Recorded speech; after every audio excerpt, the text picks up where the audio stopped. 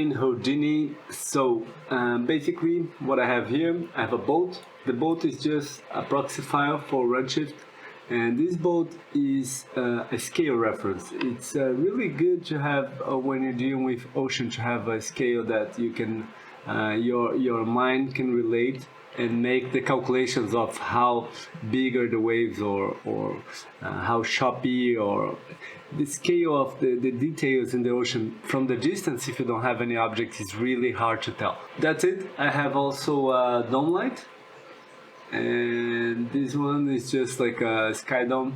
Let me see if we can see this one. Yeah, it's too bright now. Let me see if I can reduce the brightness. It's already reduced, so we can see the viewport. I need to fix these HDR maps that I got. So let's do it. So I have a Ocean CGimagine. So I created this HDA, and it's optimized for Redshift, and that's a great tool because every time I would need to set up an ocean here using Redshift, took me so long, and most of the time you want a range of ocean that goes from a flat one to choppy, but it's really rare that you really want a stormy with particles flying all over, and then that's a specific shot that you need to build from scratch. But in this case is that average ocean that you can still play a lot with the size of the waves and the patch and how windy is the day and all that. So that's really great. To start, I have like these ocean settings and the texture settings. And in the textures is asking for 5 maps. So I have the large maps, a second large map, so we kill the tiling, and both for mid and mid maps we have 2, and small map only 1. This is the very tiny details in the water, the crispy tiny detail. This is mid waves, and this is the real big large waves. So we have a bit less resolution in this one, then a bit higher resolution for these 2 and this one. These maps I use this system to bake. So I have a large ocean spectrum, a different one, and then I'm just cooking them to maps and tiling them all over using a few tricks that we have here inside of this HDA to make this tiling invisible. So let's do it. Let me bring my maps. They are here, I think. Yeah, I think they're here. No, I have already a shortcut here. Large ocean, so we have like 300 frames, and mid ocean, you see we have like it's 4.6 gigabytes. They are just 1K, but it's just for the volume, all the details you get in the small maps. So that's really good. That's really a good way of optimizing it for Redshift.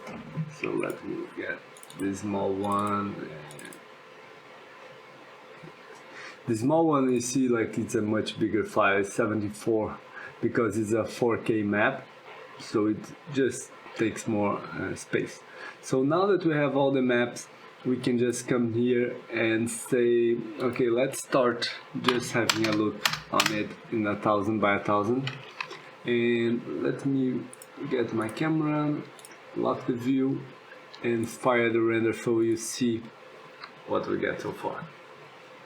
So let's start from the top of this in this first tab. So here is the ocean size. If we change this to something much larger like this, let me calculate. Sometimes if you change the geometry, you need to refresh the render. So now I have a 5000 by 5000. Okay, so yeah, you see, still holds all the details, and it's a much larger ocean. So the boat is a good reference, as we discussed before. Let me just get closer to the boat. It's going to recalculate because the tessellation when you use the tessellation, the subdivision in the render, it's a camera-based tessellation, so it divides more the geometry closer to the camera than further away. So sometimes when you move the camera, it takes longer, so it recalculates the whole thing. So you can see all the details in the ocean, and you can see that we have like this larger wave, the medium-sized waves, and the small bumps, and these crisp edges. So let me see it from further, so we can see better the ocean. And I'm going to reduce the size so we can just focus in one part. So let me make it 500 and recalculate. Okay, so here we now I have like a 500 meters ocean, and let's start playing. You can see here in the edge what's happening here is that we have like this is the ground visibility in the edge. It's not showing the ground itself, it's showing this gray, so that's why we have like this edge. We can make the ground larger, but I think it's good for now. So let's coming down to here. Let me change the depth. So if we change the depth to something large, like 20, you just change how the refraction works in here. So maybe I can do it like 100. So it's get a deeper blue, and that's going to be influenced further down here when we play with the translucency, the transparency of this water. So for now, I think we can keep like -5. The patches scale is the scale of this contrast. Let me make it really dark, this one, and this really light, so we can have a more contrasty. And if I change this to something like half of the size, we're going to have more patches, or even if I make it really visible, a lot of small patches. Like if you go into a coral reef, you can make it more green, so I have a different color of the water. In this way you have a lot of controls, and here is the contrast between the dark part and the lowest part. So you have more contrast, it looks like shallower. You can have less contrast, just like some small patches. So it's a nice way of controlling it. So let's keep moving on. I'm going to reduce the contrast, something like that, and let me do this 750. Yeah, I like to see these patches, and this one I also want to make it like less green, more towards blue, and this, yeah, I like this color for now. So this part is really cool because this we can control the look of our ocean. Let me make it larger so it's better for visualizing what's going on. Let's zero out this. So 0. So now we have only the big large waves, one of them. Okay, so this is 0. We have only these large waves going on, so this would be the second patch, so it's 0, so that's why it's like that. And now if I make like this, I can make it even like double size. You see we have a even larger waves in this one. So let me put this back to, let's say we want a calmer ocean, like with smaller waves, so we can make like this 0.5. And in this one we don't want it totally flat. What we want here is to have like a bit, but in a different scale. So we have like this difference as the gusts of wind are getting more into one part and less in other. So yeah, you see we have these more smaller waves, and this is a patch with even smaller. So I like the large and the smaller waves. I like to keep them kind of same. So I would say we can make this maybe 0.6, because the gusts wouldn't affect the large waves as much as it would in the mid and the small. So I think that's we're going to get like just a tiny variation. Maybe we can reduce this a bit and make this 4 and 6. And instead of because we need to keep moving on, you understand the logic behind. So let's put this like to 0.45 and 0.3, and this is the same thing. With this we can have like the working the same way with different patches, different areas for the mid and for the mid waves. So yeah, we gain a bit more detail, and I think it's going to be more visible if we move the camera a bit like lower.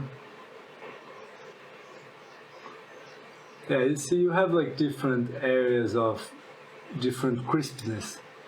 And then the small waves is the small details. We can make it like a 0.7 to create this really complex small ripples around the ocean in general. And that's something that you see, you gain so much more details. And then the nice thing is that the displacement height. So this we can control, is a multiplier for all of this. We can just gain more higher waves if we want. Just keep in mind that it might produce some weird effects if you exaggerate that too much, and then you lose the realistic feeling for the ocean. So now let's play. So here we have a diffuse cusp wave. So I exported the cusp of the wave, just the tiny edge. And then let me exaggerate this also. So let me put this to 1. You're going to see all these small details in the edge of the wave. If I make this white, full white, you can maybe see even more. You see this? Let me do a snapshot, and then let me bring this to 0. And do another snapshot, and then you can see the difference. You see? All this white, just to give more feeling of the volume. Here's 1, of course, exaggerated, but then you get the feeling of different, and you can play with the colors of this. Sometimes you want just to have like almost the same tone of the ocean. So that's what it's doing. So I'm going to keep this 0.5, I think it's good.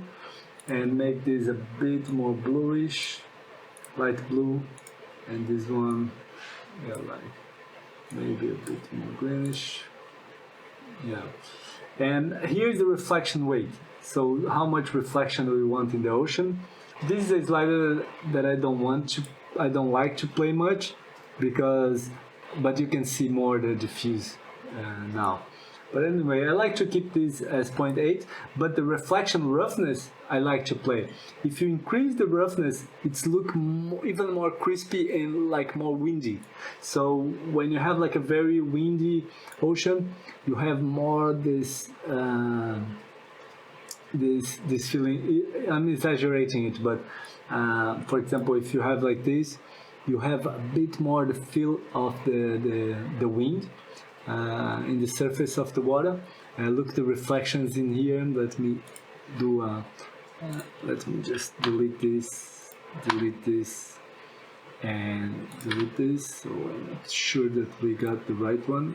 Okay, so we have this, and let me get the roughness down quite a bit.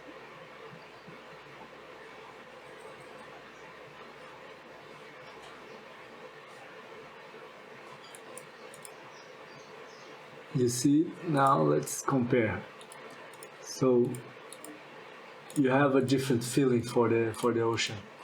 So yeah, that's it. The roughness is really important. And then the refraction weight is how much transparent is the water, how much information you want to have in the background. Sometimes you have some rocks under the water, and this also make the feeling of the depth. If I reduce this quite a bit, we have a much deeper ocean, like an open ocean scene where you have more the reflection of the sky and the diffuse maps. Otherwise, if you have like this all the way to total, you're going to have a very transparent, more shallow feel to the ocean itself. So the image of refraction also is something that you can play. I don't normally work too much with that. This is a good value. The subsurface scattering amount is the multi-surface subsurface scattering. And it works, is another way of working with the oceans is that you can have like a color here, for example, this greenish, and then if you have a shallower part, it's going to be more visible. If you have like a mountain or something like that, I can try to reproduce that. Just a moment, let me pause this. Let me create an island.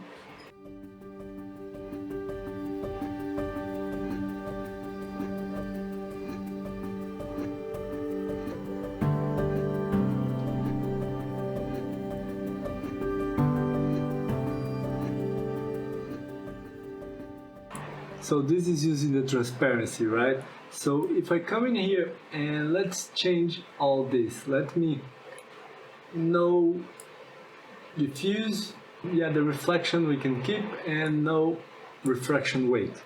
But then I want to have this all the way to 1, and then I want to play with the radius of this. So if I increase this radius and increase this one, let's maybe get a better angle so we can see it better. So let me increase this to 1. Yeah, you see now what we're getting here. So let me reduce this to 1 and 1.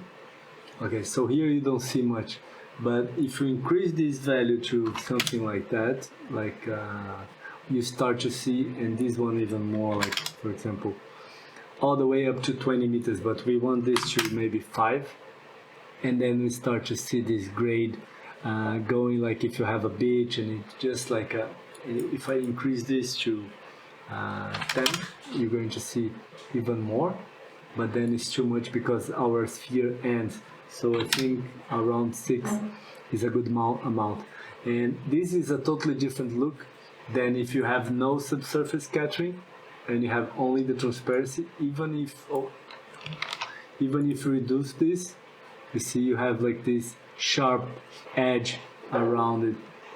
I really think it's for some cases the subsurface amount is a really good way of portraying a realistic depth to the shallow areas of the shot. So anyway, for now I'm going to keep this as it is, and let's delete this. Let's just erase this sphere, and let's keep moving on. So here's basically how the colors, and in these maps, as we play with the amount of them here, like the large waves one, they are controlled by this noise. So here you have the control of the noise of the patches. So if you want these patches of difference between the large waves be more visible, you can play with the roughness, the size of the patches. So here you have control over the mask. So if I make this really visible, for example, bring this to 0, let it think a bit, and so we're going to have 0 there and 6 here. Okay, you can see this. You have like a patch there, but if I come to this area, large wave mask, and I increase this to like maybe 0.5, yeah, you see now you have a lot of patches because we increase the frequency. So yeah, that's how you play with this. I'm going to bring back to no, not 15, it's 0, 15. Okay, in the second tab here is the tab that you would control the tessellation and the displacement. So in the beginning, I played with this setting and made the large wave like 2, but if the displacement is set the maximum displacement to 1, you will never achieve what you're looking. So you need to let this displacement be big. Like for example, if I put this to 5 now, it's not going to make any difference here because there's no 5 meters wave here. But if I increase that ocean, then it would allow it to go up to 5 meters in here. And this is a multiplier of the displacement. So I don't ever touch this because I like to play the displacement normally inside the node. But if you don't have access, or if you want to make just a tiny bit multiplication, you can just play with this parameter. And this is the tessellation, is how much detail. So if you're very close to the camera, you can bring this as the smaller you get the minimal edge length, more resolution you have, and the maximum subdivisions, the higher the more resolution. So keep in mind that if you change this value, it's going to calculate longer. So a very high resolution ocean would be, for example, 2 in here and 8 in here is a very high resolution. So basically here's just a general transformation. We cover most of it. So just with this HDA, you have your ocean set up right away. You just need to copy and paste the maps in here. So this is available in my Gunroad if you are interested in purchasing it. I'm also putting available the maps itself that I created, but if you want to cook your own maps, feel free, and you just place them in here. So I think that's a really time-saving node. If you like to play with oceans, and you get a very fast, realistic look in minutes or seconds. Okay guys, see you in the next one. Then we're going to keep working our island. We're going to set up the camera the camera path, and then we can decide how much attention we want to put in which parts of the island. See you in the next one.